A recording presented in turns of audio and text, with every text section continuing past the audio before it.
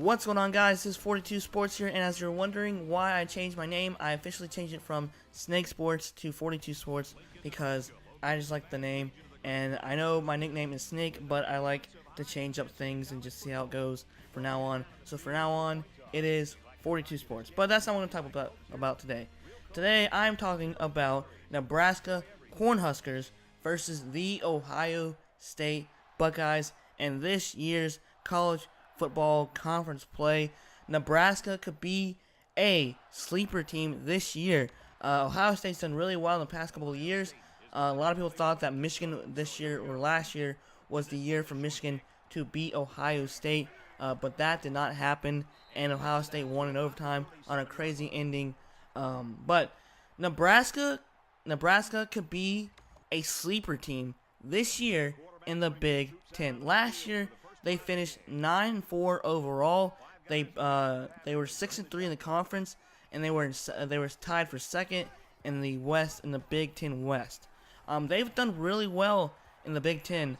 Not many people have watched Nebraska because they aren't really shown on TV very much, on TV. Yeah, like I said, very much. But they're a good football program, and it's tough for them, especially because Nebraska is like right in the middle of the country, and not many people want to live in Nebraska. But somehow Nebraska has done really well with college football in general. They finished 9-4. I think last year they were like 6-7, and then the year before that they were 9-4. So they've done really well with like 6-win seasons, 7-win seasons, average. So I guess it's like 8-win season average if you want to do the average count. So last year, as we all know, that Nebraska got rolled over by Ohio State. But this year is all different, with Curtis Samuel gone to the Carolina Panthers and many other top players from Ohio State. But Ohio State still has J.T. Barrett, and I believe they still have Mike Weber as well. So they will be still stacked with highly top recruits. But Nebraska could be a sleeper team for this year. So I know it wasn't a great game last year because Ohio State rolled over them 62-3.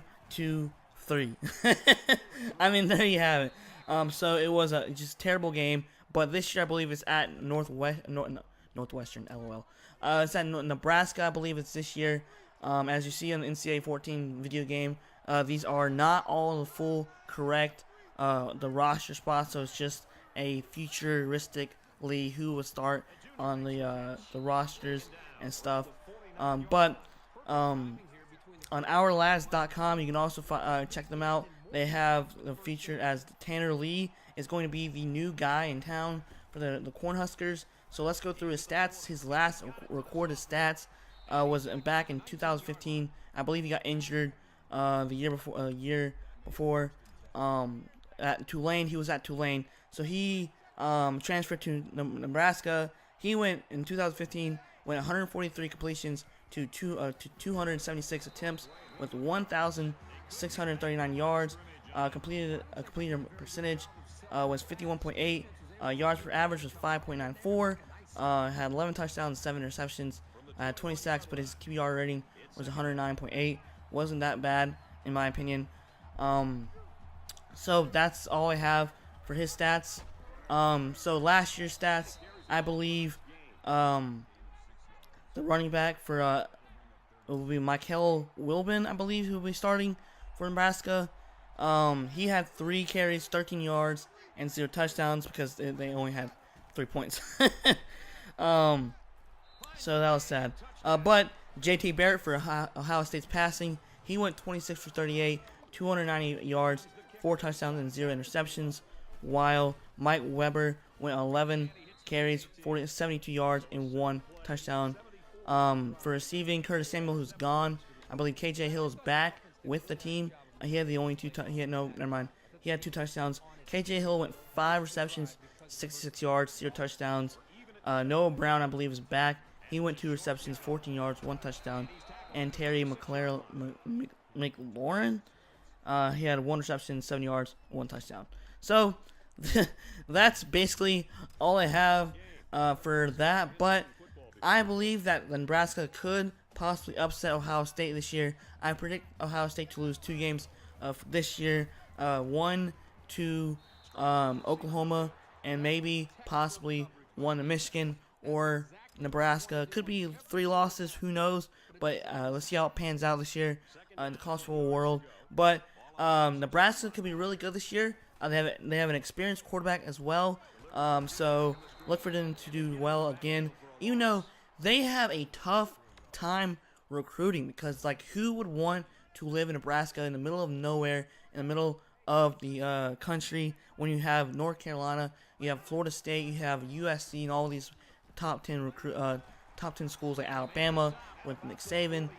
But Nebraska has come along and they've done exceptionally well with like Urban Meyer or Jim Harbaugh style. But they have come along and they're like Wisconsin, so they are a sleeper team. In my opinion, Nebraska is a sleeper team for this year because people might overlook them, but they might come out and just pound you and win the games, and you like were shocked about it. So look to be this game to be the mid 30s, low or mid 40s, low 30s, similar. So around there to score. So probably like probably 40 to something like 35, maybe in that range of the score. It's not going to be a up-tempo game. It's going to be a run pound type of play. But that's just my opinion. It's not really going to happen when I just talk about, but it's just my opinions, and this is how it goes. So let me know in the comments below what you guys think. Who's going to win? Is Nebraska Cornhuskers or the Ohio State Buckeyes? At the time, Ohio State was 8-1, 5-1 because they lost to Penn State. Nebraska was 7-2, 4-2 at the time, ranked 10th in the nation, while Ohio State was ranked 6th. So guys, like, comment, subscribe. Thanks for watching this video, and yeah, comment below who you think is going to win. Alright guys, 42 Sports here. Y'all have a great day.